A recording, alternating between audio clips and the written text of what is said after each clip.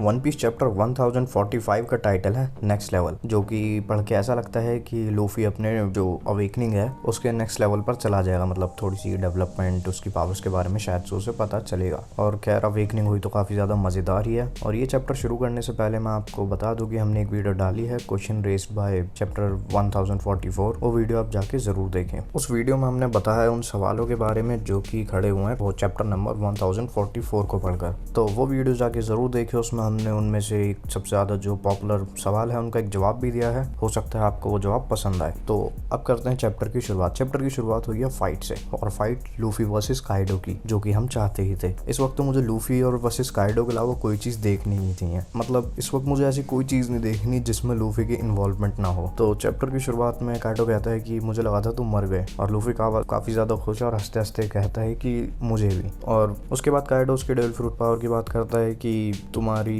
Powers में तुम चीज़ों अपनी जो रबर पावर है वो दूसरी चीज़ों में ट्रांसफ़र कर सकते हो, जैसे लैंड स्टोन्स वगैरह वगैरह, जैसे कि बाकी सारे पेरिमीशिया यूजर्स में हुआ ही था। जो देखकर काइडो भी यही कहता है कि ये चीज़ देखकर मैं मान सकता हूँ कि ये पेरिमीशिया फ्रूट्स की पावर है, लेकिन एक चीज़ समझ नहीं आ रही कि तुम्हारे पास पेरिमीशिया फ्रूट की पावर होने के बाद तुम ज़ुआन टाइप डेविल फ्रूट की तरह ट्रांसफॉर्म कैसे हो गई। तो काइडो इस चीज़ में काफ़ी ज़्यादा कंफ्यूज है, और कंफ्यूज हो भी क्यों ना, हम भी काफ़ी ज़्यादा कंफ्यूज है। अब तक तो पेरिमीशिया ही चल रहा था, लूफी का फ्रूट एकदम ज़ुआन कैसे बन गया। मैं उम्मीद करता हूँ ओडा के पास कोई अच्छा जवाब होगा। और खैर अब ओडा के पास जवाब तो होगा ही, क्योंकि काइडो ने इस चीज़ पे ध्यान दिया है। मतलब ओडा इस चीज़ के बारे में कभी ना कभी ज़रूर बताएगा, और कभी ना कभी क्यों, मुझे लगता है जल्द ही बताएगा। तो लूफी लेकिन काइडो की बात सुन नहीं रहा होता, अपने मज़े से हवा में फ्लोट कर रहा होता है या फिर जंप कर रहा होता है एक ट्रैम्पलिन की तरह। मतलब उसने लैंड को शायद से ट्रैम्पलिन बना दिया और उस पर जंप कर रहा है। तभी काइडो अचानक से आता है और लूफी को खा जाता है, लेकिन उससे बैकफायर हो जाता है। लूफी उसकी बॉडी में उछल कूद करने लगता है, जिससे काइडो को बहुत ज़्यादा तकलीफ होती है और काइडो चिल्लाने लगता है। और फिर एकदम से काइडो फूल जाता है। और मैं आपको बता दूं काइडो अपनी ड्रैगन वाली फॉर्म में है। काइडो की बॉडी का एक हिस्सा एकदम से बहुत ज़्यादा फूल जाता है, और तभी यामाटो और मोमोनोसुके भी ऊपर पहुंच जाते हैं और ये देखकर बहुत ज़्यादा हैरान होते हैं। और यामाटो कहती है कि क्या हो रहा है, क्या काइडो मोटा होता जा रहा है, और क्या ये इसकी एक फॉर्म है, मतलब एक ज़ुआन टाइप डेविल फ्रूट की उसकी जैसे हाइब्रिड फॉर्म थी, ड्रैगन फॉर्म थी, क्या ये भी उसकी एक हमेशा से एक फॉर्म रही है, जो कि हो सकता है एनिमे में या मांगा में भी फनी बनाने की कोशिश करी गई हो, और हो सकता है कुछ लोगों को हंसी आई भी हो, बस मुझे तो नहीं आई। तो काइडो उसमें एक इंटरेस्टिंग बात कहता है कि पहले ये चीज़ देख के मुझे ऐसा लगा था कि बस फनी बनाने के लिए ये चीज़ करी गई है, क्योंकि फनी तो ओडा पिछले कुछ चैप्टर से बनाना चाह रहा है, चाहे वो लोगों को पसंद आ रहा हो या ना पसंद आ रहा हो।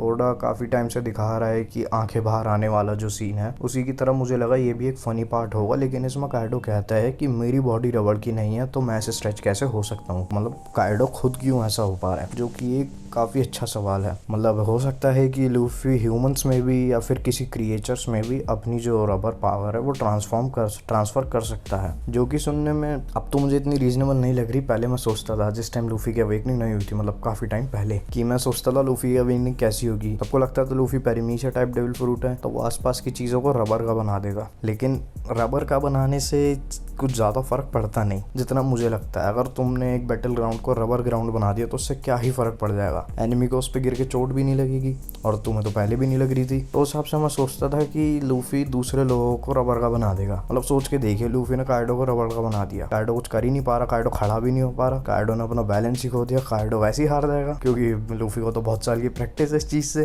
काइडो तो बेचारा हार जाएगा। मैं ये सोचता था कि हो सकता है ये डेविल फ्रूट पावर जो सुनने में मुझे फनी लगती थी, लेकिन मेरे को भी लगता था ऐसा होना तो नहीं चाहिए, क्योंकि ये एक सीरियस पावर नहीं हुई। और भगवान ओडा की दुआ से ऐसा ही हुआ है। लूफी के पास जो मैंने सोची थी उसके साथ हो वो भी पावर हो, क्या पता, लेकिन ऐसी उसकी मेन पावर नहीं है। तो अब वापस आ जाते हैं चैप्टर पर। चैप्टर में आगे दिखाया कि लूफी की आंखें दिखाई देती हैं यामाटो और मोमोनोसुके को शायद से, और लूफी अपने हाथ काइडो की आंखों से बाहर निकालता है, जो कि मुझे थोड़ा अजीब लगा। क्या आंखें फूट नहीं जानी चाहिए थी, क्योंकि मुझे ऐसा तो नहीं मान के चल रहा मैं कि काइडो के पास कुछ रीजनरेटिंग पावर हो, अगर होती तो अब तक वो कुछ ना कुछ तो इस्तेमाल करता ही। लेकिन मतलब मेरे को थोड़ा ये अजीब लगा कि ये लूफी ने कैसे किया, काइडो की आंखों में से अपने हाथ बाहर निकाल दिए, और फिर काइडो से परेशान होकर थूक देता है, और लूफी इस अटैक को नाम देता है एस्केप रॉकेट, जो कि कायदे से तो कोई एस्केप था ही नहीं, बस वो गलती से बच गया। और लूफी एक बलून वाली फॉर्म में है, और फिर लूफी अपनी हवा निकाल देता है, और एकदम से उड़ता उड़ता जो उसने हवा निकाली उसकी वजह से वो बादलों के ऊपर चला जाता है, और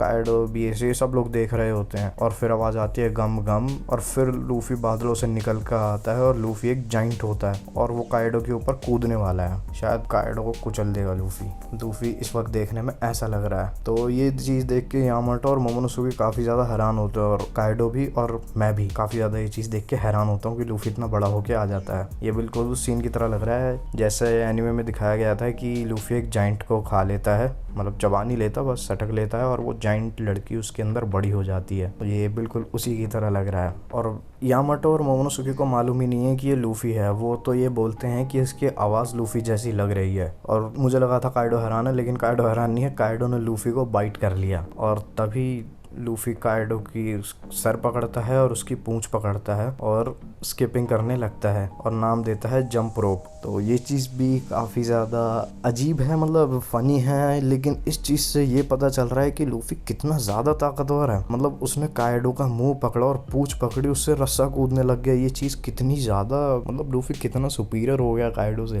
अब तो मुझे सच में लगने लगा है कि ओडो पावर स्केलिंग कैसे करेगा। लूफी काइडो से बहुत ज़्यादा ही ताकतवर हो गया है। लेकिन वो रस्सी कूदते कूदते काइडो लूफी पर ब्लास्ट ब्रेथ का इस्तेमाल कर देता है, जिसका एक डायरेक्ट हिट लगता है लूफी पर। और ये देख के यामाटो काफ़ी परेशान हो जाती है कि उसके डायरेक्ट हिट लगा है, और लूफी जलता हुआ नीचे गिर रहा होता है। लूफी बिल्कुल जल के काला हो चुका है, और फिर एकदम से लूफी ठीक हो जाता है। वो ओनिगाशिमा के नीचे गिर रहा होता है और लूफी दौड़ना शुरू कर देता है हवा में। और हवा में मेरे को ऐसा लग रहा है कि आग सी लग गई है, और लूफी दौड़ता दौड़ता वापस काइडो के पास पहुंच भी गया है। लूफी उसके पास उड़ के पहुंच गया, मतलब उड़ हवा में भाग के। तो मतलब ये हो सकता है ये सांजी की तरह दिखाना चाहते हैं कि सांजी के पास एयर किक करके वो हवा में चल सकता है, या फिर मुझे लेकिन ऐसा लग नहीं रहा, क्योंकि लूफी तो वहां से इतनी तेज भागा है कि उसने हवा में आग लगा दी, मतलब लिटरली हवा में आग लगा दी। तो ये चीज काफी ज्यादा अजीब है। और लूफी भाग के उसके पास पहुंचा, मतलब काइडो के पास पहुंचा, और काइडो उस पर अटैक करता है, conquerors of the three world Ragnaraku. और लूफी के सर पे अपना काना वो बहुत जोर से मारता है, जिससे लूफी, और मैं पहले बता दूं लूफी शायद से अभी भी जाइंट फॉर्म में है। मतलब सच बताऊं तो ऐसा है कि जब लूफी काइडो की तरफ भाग के आया तब मुझे ऐसा लगा कि लूफी जाइंट फॉर्म में नहीं है, लेकिन जब लूफी ने उसके सर पे अपना क्लब हिट करा, लूफी का सर ओनिगाशिमा की जो रूफ है उसकी सीलिंग से निकल के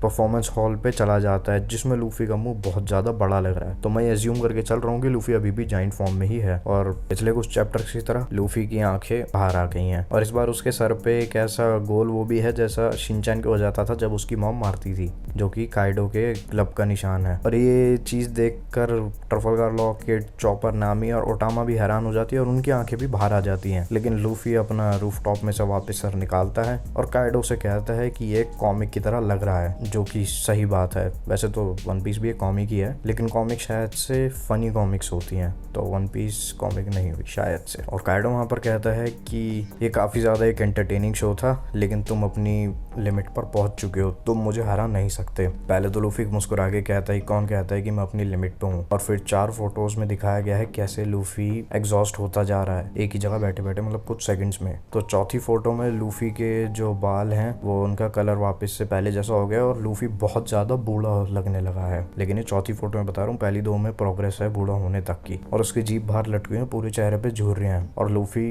लगता है इस बार सच में एग्जॉस्ट हो गया है। और लूफी काइडो से पूछता है कि तुम कौन हो, जो कि काइडो को सुन के अजीब लगता है, और फिर कहता है हाँ मुझे याद है मैं मरने वाला था। और ये चीज़ तो काफ़ी ज़्यादा एनर्जी एग्जॉस्ट कर रही है। तो काइडो कहता है कि तुम चिंता मत करो, मैं तुम्हें श्योरिटी देता हूँ कि हम ये तुम्हारे मरने के बाद इस ग्रेट बैटल को याद रखा जाएगा, मतलब इसके बारे में वो आगे जाके बताया जाया करेगा। तो लूफी कहता है इस चीज़ की कोई ज़रूरत नहीं है, once we are dead the only thing that left is bones. तो मुझे ऐसा लगता है कि यहाँ पे थोड़ी सी ट्रांसलेशन मिस्टेक है, क्योंकि ये सेम डायलॉग बोला गया था जिस क्वार्टर 7 में जब उसॉप की पिटाई कर देते हैं फ्रैंकी के ग्रुप के लोग। तो इसमें डेड की जगह डन होना चाहिए था मेरे हिसाब से, once we are done the only things that left is bone, क्योंकि डेड के बाद तो ये कुछ सेंस बना नहीं रहा, मतलब सेंस तो बना रहा है लेकिन एक डायलॉग में वजन नहीं लग रहा। तो यहाँ पर मेरे हिसाब से डन होना चाहिए था। और अब यामाटो और मोमोनोसुके लूफी को पहचान पा रहे हैं, क्योंकि लूफी पहले जैसा हो गया है, लूफी के बाल वाइट नहीं है। और ये चीज़ हमें यहीं पे पता चली है कि लूफी के बाल और कपड़ों का कलर वाइट में चेंज हो गया था जब लूफी ट्रांसफॉर्म हुआ था जॉय बॉय में। और मोनोसुके उसमें कहता है कि लूफी की आवाज़ जो है वो एकदम मरने जैसी हो गई है, और लूफी एकदम खड़ा होकर अपना सेकंड गियर शायद से चालू करने लगा है और कहता है दिस कांट एंड येट, और नाम लेने लगता है मोमो टामा, किनेमोन, पेड्रो, और लूफी वापस से अपने गियर 5 में यानी कि जॉय बॉय बन गया है, या फिर मैं गियर 5 कहूँ तो मैं गियर 5 कहूँगा। तो अपने गियर 5 में वापस आ चुका है और काइडो उससे कहता है केयरफुल और यू विल डाई। तो लूफी जवाब में उससे कहता है कि क्या तुम्हें सच में ऐसा लगता है कि मैं इस चीज़ से डरता हूँ? तो ये चीज़ तो हमें पहले से ही मालूम है, लूफी मरने से तो डरता ही नहीं है, क्योंकि लूफी इतना ज़्यादा स्मार्ट तो बिल्कुल नहीं है। और वापस से वो जो ड्रम ऑफ लिबरेशन की साउंड्स थी वो ऊपर आने लग गई हैं और लूफी ये चीज़ कहता है come on hurt hit that beat, मतलब अपने वो कहता है कि उस बीट के लिए। और एकदम से जब वो साउंड आने लगती है लूफी वापस से बहुत ज़्यादा खुश हो जाता है और कहता है यार दैट्स दैट साउंड। और लूफी पे वापस से काइडो फिर से लूफी पर अटैक करने लगता है क्लब से, जिसमें यामाटो लूफी से कहती है देखने के लिए, लेकिन लूफी उसके लिए बहुत देर हो चुका है। और लूफी के बहुत ज़ोर से काइडो अपना क्लब मारता है, जिससे लूफी का जो चेहरा था लूफी के सर के पीछे की तरफ उसका क्लब लगा है। लूफी का चेहरा उसके कानोबो जैसी शेप में ही आ गया है जिस शेप से उसका लगा है, मतलब ये बहुत ही ज़्यादा अजीब लग रहा है। और उसके बाद काइडो अपना क्लब लूफी के सर पे मारता है, जिससे कि लूफी का सर चपटा हो जाता है, मतलब लूफी के सर में एक छेद हो जाता है और लूफी का शरीर चपटा हो जाता है। और लूफी काउंटडाउन करता है 3, 2, 1 और 0 होते ही लूफी ठीक हो जाता है और अपने हाथ बहुत जोर से घुमाता है। और काइडो अपने मन ही मन सोचता रहता है कि क्या इस चीज़ का क्या मतलब है, ये पूरा वाइट में कन्वर्ट हो चुका है और वो armament hockey, supreme king hockey और अपनी ट्रांसफर पावर जो रबर की पावर है उसको ट्रांसफर कर पा रहा है। ये सारी चीजें लूफी कैसे कर पा रहा है? मैंने इतनी ज्यादा फ्री विलिंग कॉम्बैट कभी नहीं देखी। मतलब काइडो कहने का ये मतलब है कि मैंने कभी ऐसी फाइट नहीं देखी जिसमें जो फाइटर है वो अपनी सारी हर तरह की पावर को यूज कर पा रहा है और उससे कोई भी दिक्कत नहीं हो रही। और दिक्कत तो यहाँ बिल्कुल लूफी को नहीं हो रही, क्योंकि लूफी को तो शायद से एहसास भी नहीं है कि वो कितनी अच्छी फाइट दे रहा है। लूफी तो इस वक्त सिर्फ मस्ती में है, तो लूफी को कोई भी ज्यादा दिक्कत नहीं हो रही, कोई कंफ्यूजन नहीं हो रही। ये देख के काइडो काफी ज्यादा हैरान है और लूफी घूमता हुआ उसके मुक्का मारने आ रहा है। और यहाँ पर किसी ने बोला है, मुझे नहीं पता है लूफी ने बोला है या काइडो से बोला है, तो मैं आपको गलत नहीं बताऊंगा, इसीलिए मैं पहले ही कह दूं मुझे नहीं मालूम। यहाँ पर किसी ने कहा है कि दुनिया में ऐसा कोई नहीं है जो मुझे हरा सके। पहले मुझे लगा था कि ये काइडो ने बोला होगा, लेकिन ये थोड़ा हाईलाइटेड है और पीछे काफी सारी जगहों पे लूफी की बोली हुई बातें हाईलाइटेड रही हैं, तो अब मुझे ऐसा लग रहा है कि ये लूफी ने बोला है, क्योंकि लूफी इतना ज्यादा ताकतवर है कि उसे भी शायद पूरी दुनिया में इस वक्त कोई नहीं हरा सकता। मतलब अगर काइडो ये बोल सकता है मुझे कोई नहीं हरा सकता, तो लूफी तो बिल्कुल बोल सकता है। तो इस चीज का फैसला आप खुद कर लेना कि इन दोनों में से किसने बोला होगा। और लूफी फिर घूमते घूमता आता है और काइडो के मुंह पे एक बहुत जोर से घूसा मारता है, जो कि इतनी जोर से मारा है कि काइडो के मुंह पे लूफी ने पंच किया है और काइडो के सर से पार होके वो पंच पीछे से निकल जाता है। और मतलब इस हिसाब से काइडो के चेहरे में एक बहुत बड़ा छेद हो जाना चाहिए था, क्योंकि लूफी का पंच आर पार निकल गया है, लेकिन ऐसा कुछ भी नहीं हुआ। तो ये चीज भी ओडा को एक्सप्लेन करनी ही पड़ेगी कि लूफी ने ऐसा क्या किया जिससे काइडो के फेस से उसका पंच निकल गया लेकिन काइडो के फेस में छेद नहीं हुआ। और ओडा को ये भी बताना ही पड़ेगा लूफी ने कैसे काइडो की आंखों से अपने हाथ बाहर निकाल दिए। और लूफी वहां पर मुस्कुरा के हंसता हुआ फिर कहता है कि ये काफी ज्यादा मजेदार है ना काइडो। और यहीं हो जाता है चैप्टर खत्म। और इस चैप्टर के खत्म होने के साथ मैं आपको एक बहुत अच्छी खुशखबरी देता हूँ कि अगला चैप्टर भी ब्रेक पर नहीं है। और ये चैप्टर में पूरी लूफी वर्सेस काइडो की फाइट थी और हमें चाहिए भी ये था। मतलब ओडा जानता है कि उसके व्यूअर्स को कैसे खुश करना है। तो अगले चैप्टर का मुझे बेसब्री से इंतजार रहेगा और उम्मीद करता हूँ आपको भी बेसब्री से इंतजार रहेगा हमारी वीडियो का। तो ये video like, subscribe and share जरूर करें। और जो हमने इससे पहले एक वीडियो डाली है उसे देखें और उसके बाद हम एक और अभी कुछ टाइम में वीडियो डाल देंगे, मतलब कुछ दिनों में, जिसमें हम अपनी और कुछ थ्योरीज देंगे वन पीस को लेकर। तो तब तक के लिए thank you and good bye.